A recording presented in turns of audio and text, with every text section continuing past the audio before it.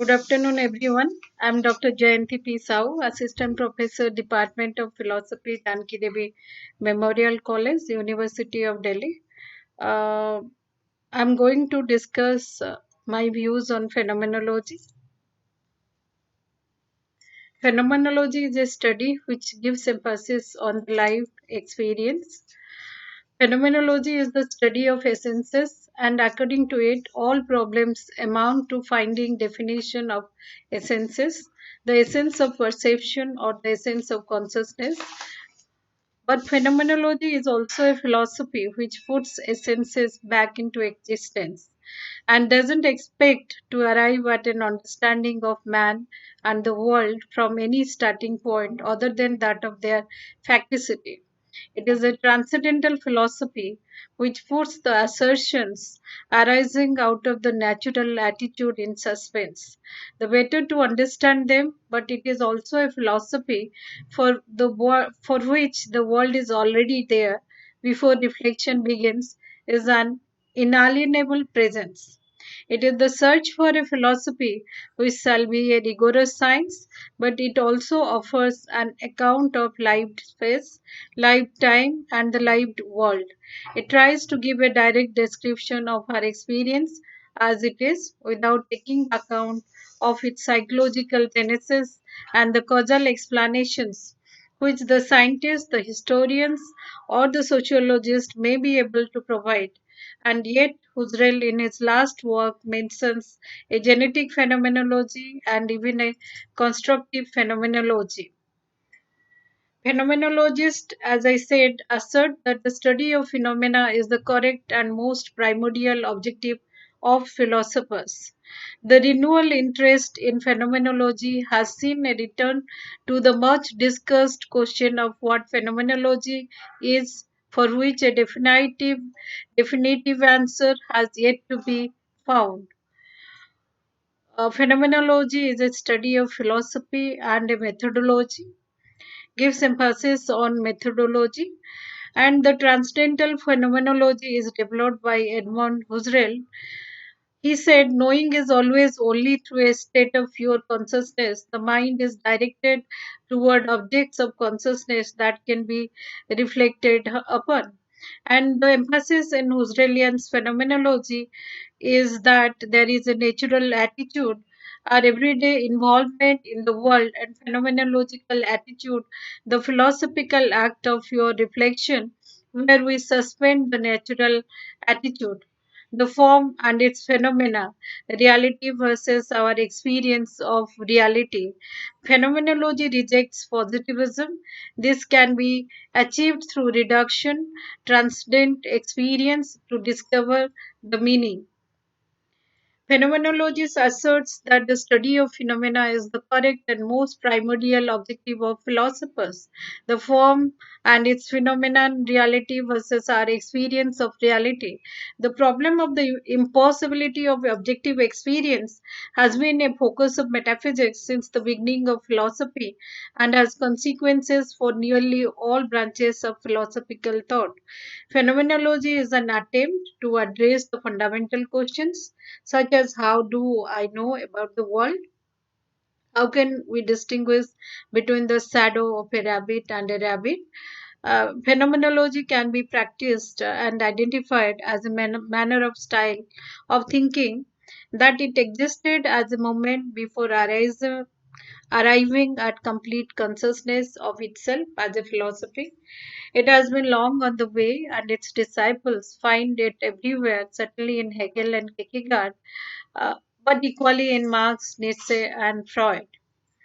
The problem of the impossibility of objective of experience has been a focus for metaphysics since the beginning of philosophy and consequences for nearly all branches of philosophical thought. How can we have knowledge of the world as it really is? That is a question the phenomenologists are trying to address. How can we distinguish between the shadow of a rabbit and a rabbit? Descartes also approached this question employing the method of radical doubt. He concluded that the only thing that one can know with certainty is that a thing is doing something cogito, that is called the cogito ergo sum. This thinking may be described as rationalism. In contrast, empiricists approach the problem by rejecting the existence of extra worldly phenomena like ideas, spirit, soul, and seek an explanation from observable phenomena. This thinking may be described as empiricism.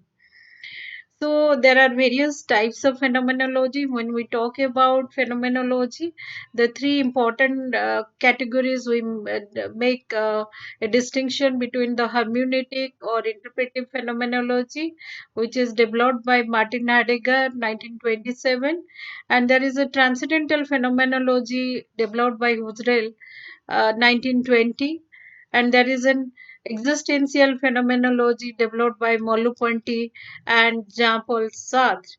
So there is an agreement and disagreement among all the phenomenological schools. So coming back to Edmund Husserl's pure phenomenology, Husserl said that the first outlook in life is the natural standpoint. I am aware of the world spread out in space endlessly and in time becoming and become without end. I am aware of it. That means first of all I discover it immediately, intuitively. I experience it through sight, touch, hearing, etc. in a different ways of sensory perception, corporeal things, somehow spatially distributed, are for me simply there, in verbal and or figurative sense present, whether or not I pay them special attention by busying myself with them, considering, thinking, feeling, and willing. Five principles phases of the phenomenological method: bracketing, IPCO, and suspension, literally abstention of the empirical and metaphysical presuppositions of the natural attitude, the attitude that takes the world for granted. For most, among such bracketed presuppositions is the question of beings existing independently of our consciousness. Intention is centered on the ways in which meaning appears to us qua phenomena, regardless of whether they exist as empirical entities outside of our consciousness. Fiction, non empirical, or possible experience is considered just as reliable as fact. Only from this phenomenological transcendental attitude will be able to describe pure consciousness, abstracting from its embeddedness in the world of nature. Phenomenology is a descriptive psychology, first directive that Husserl gave to phenomenology in its state of being at the beginning to be a descriptive psychology or return to think themselves is from the start of a disavowal of science. I am not the result or the intersection of numerous causal agencies which determine my bodily or psychological makeup. I cannot conceive myself as a part of the world, as a simple object of biology, psychology, sociology, or sort myself up within the universe of science. All of what I know of the world, even through science, I know on the basis of view, which is mine, or on the basis of experience of the world, without which the symbols of science would be meaningless. The whole universe of science is constructed upon the lived world, and if we want to conceive science itself with rigor, to appropriate exactly its sense and scope, we must reawaken first this experience of the world, of which science is the second order expression. Science has not and never will have the same ontological sense as the perceived world for the simple reason that it is a determination or an explanation of that world. I am not a living being, or even a human, or even a consciousness with all the characteristics which geology, social anatomy, or inductive psychology recognize in these products of nature of history. I am the absolute source of my existence, doesn't come from my antecedents, from my physical and social environment. It goes toward them and sustains them. And this is the view Husserl, in fact, carries regarding the phenomenology. It is me who makes exist for myself. Scientific views according to which I am a moment of the world are always naive and hypocritical because they take for granted without mentioning it this other view, that of consciousness through which first a world forms itself around me and begins to exist for me. To return to think themselves is to return to the world which precedes knowledge, of which knowledge always speaks, and in relation to which scientific determination is abstract, significative, and dependent, as is geography in relation to the countryside, in which we have learned first what a forest, a fairy, or a river is. Coming back to the existential phenomenology, which is developed by Merleau-Ponty 908 to 961 and Jean-Paul Sartre 905 to 980. And both of them reject Husserl's belief of transcendence and embrace the lived experience, the concrete. Aim is not to find common theme, but the goal is concentrated of re-achieving a direct and primitive contact with the world. Existential phenomenology describes everyday experience as it is perceived by the consciousness of individuals. This new phenomenology rejects the historical division between the inquirer and the social world, that is, subject and object distinction. This movement marked a return to studying the direct live experience of the field worker as a source of knowledge about the world. The most important lesson that the reduction teaches us is the impossibility of a complete reduction, and that is a famous quotation given by Merleau-Ponty against the Husserl's phenomenological reduction. Phenomenology as a methodology. So one is descriptive phenomenology and one is interpretive phenomenology. So believe it is possible to suspend a personal opinion to arrive at a single essential descriptive presentation of a phenomena. Think that if there is more than one reality, that leaves doubt, ignorance, and a lack of clarity. Husserl follows. There are endless number of reality interpretations are all we have because description is on interpretive process. Phenomenology as a methodology, it focused on the subjective experience of individuals or group. It is personal, the world as experienced by the individual, not relationships between people. Phenomenology uses small purposive samples of 3 to 10 participants that have experienced the phenomena. It attempts to describe accurately a phenomena from the person's perspective. Phenomenology can be seen as a methodology. Is phenomenology is where art and science collide. The interpretation of lived experience and daily life, understanding meaning from the world around us. It assumes that there is a structure and essence to shared experience that can be narrated. Assume that the only things we can know are those that are directly observed and experienced. The only reality we can know is the one directly we experience. Phenomenologists reject scientific realism. Objects exist independently of our knowledge of their existence. Phenomenologists disagree that the empirical sciences are better methods to describe the features of the world. Phenomenology describes the ordinary conscious experience of the things. Phenomenology opposes the acceptance of unobservable things. Phenomenology rejects naturalism and positivism. Phenomenology believes objects in the natural world, cultural world, and abstract objects like number and consciousness can be made evident and thus known. Phenomenology recognizes the role of description prior to explanation by means of causes, purpose, and or grounds.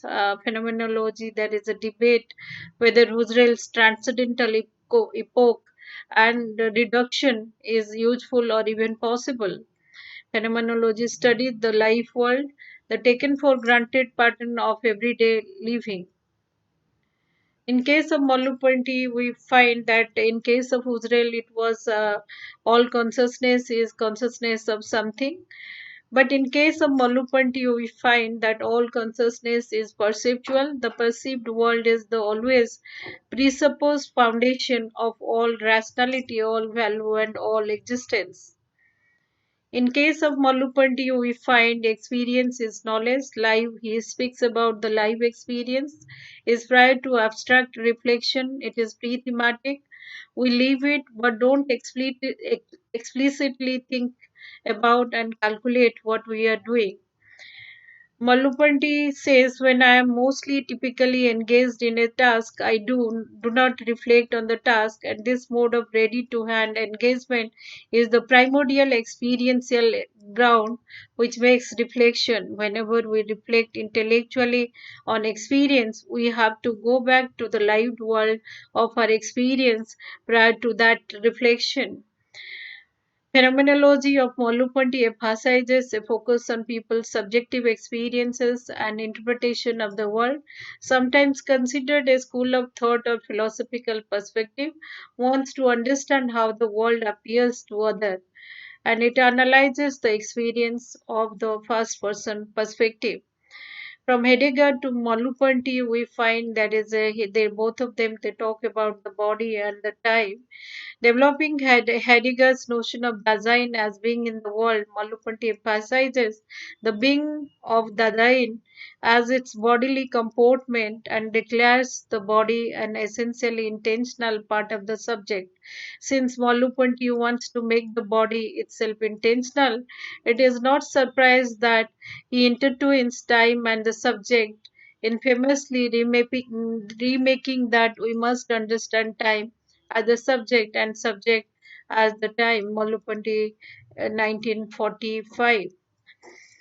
In case of Malupandi, we find he speaks about the body as well as the mind, and in fact, he gives emphasis on the body subject, not like Sartre and other philosophers. The concept of body subject is an important concept within Malupanti's philosophy. The concept of body subject as an alternative to Descartes' cogito critique of objective of thought. The world is not merely an extension of our own minds. The unconscious can be viewed as the pre-thematic, pre-objective, lived, concrete, latent experience of our engagement with the world, with others, and alongside or prior to reflection. It is that which we live but do not speak or think. When we thematize it, bring it to reflection, we make it thematic or conscious. The importance on the Malupanti's phenomenology is the primacy of perception. Instead of Husserl's suggestion, all consciousness is consciousness of something, Malupanti proposes all consciousness is perceptual consciousness, perception, primordial openness, and not as law claimed a product of sensation. Embedded inherence is more fundamental than our reflective capacities. Our perception ends in objects. Phenomenal thing is not the unchanging object of the natural sciences, but a correlate of our body and its sensory motor functions. Body can't be viewed solely as an object or material entity of the world. Body is not only an object but perceptual openness to the world. So primarily, if we analyze, then we find in Malupanti's philosophy the importance, the focus is on the primarily on the body. The primacy of perception signifies a primacy of experience, so to speak, in so far as perception becomes an active and constitutive dimension, an active dimension in that it is a primordial openness to the live world. There is no live distinction between the act of perceiving and the thing perceived. It re examines the interrelation between the acts of thought, intentional objects of thought, noesis, and noema, action of the body subject, perception of the body subject. He speaks about body consciousness, our motility, that is our capability of bodily movement, testifies that body can't be the mere servant of consciousness. Since Malupati quotes, to quote, in order that we may be able to move our body towards an object, object must first exist for it. Our body must not belong to the realm of the in itself. So, which we find in case of Sartre. The perceiving mind is an incarnated body, or to put the problem in another way, he enriches the concept of body to allow it to both think and perceive. It is also for these reasons that we are the best served by referring to the individuals as not simply a body but as a body subject. Interindividual, physically embodied consciousness, intentionality of the body, Malupati speaks about. He also speaks about how do we perceive our own body. We are not accorded quite the same privilege in viewing our own bodies as we have objects viewing other objects. The reflection of the body upon itself always miscarries at the last minute. Mirror, if we see the mirror, is always mediated by body image. He also speaks about body perception. Aspects of an object revealed to an individual are dependent upon their bodily position. The presentation of objects in perspective cannot be understood except through the resistance of my body to all variation of perspective. So Malupandi used body as a means of communication. When he speaks about body as a means of communication, he said that, I quote, if I touch with my left hand my right hand while it touches an object, the right hand object is not the right hand touching. The first is an intertwining of bones, muscles, and flesh bearing down on a point in space. The second traverses space as a rocket in order to discover the exterior objects in its place. Body should be conceived as a means of communication with the world rather than merely as an object of the world which our transcendent mind orders to perform varying function. It is perhaps Mollapante is the first philosopher who has given a systematic explanation to the notion of body in terms of consciousness. And then there is a gap between ourselves as touching and ourselves as touched. I can identify the hand touched in the same one which will in a moment be touching in this bundle of bones and muscles which my right hand presents to my left. I can anticipate for an instant the incarnation of that other right hand alive and mobile which I trust towards thing in order to explore them. The body tries to touch itself while being touched and initiate a kind of reversible reflection. This image of our left hand touching our right hand does more than merely represent the body's capacity to be both perceiving object and subject of perception in a constant oscillation. Our embodied subjectivity is never located purely in either our tangibility or in our touching, but in the intertwining of these two aspects or where the two lines schism intersect with one another. Malupati says that scientific points of view, always both naive at the same time dishonest, mind and body, the perceptual faith and articulation, subject and object, self and world, as well as many other related dualisms, are all associated schismatically. He terms this interdependence of these various different notions of the place because between my body looked at and my body looking, my body touched and my body touching, there is a overlapping or encroachment so that we may say that the things pass into us as well as we into the things. Thank you all.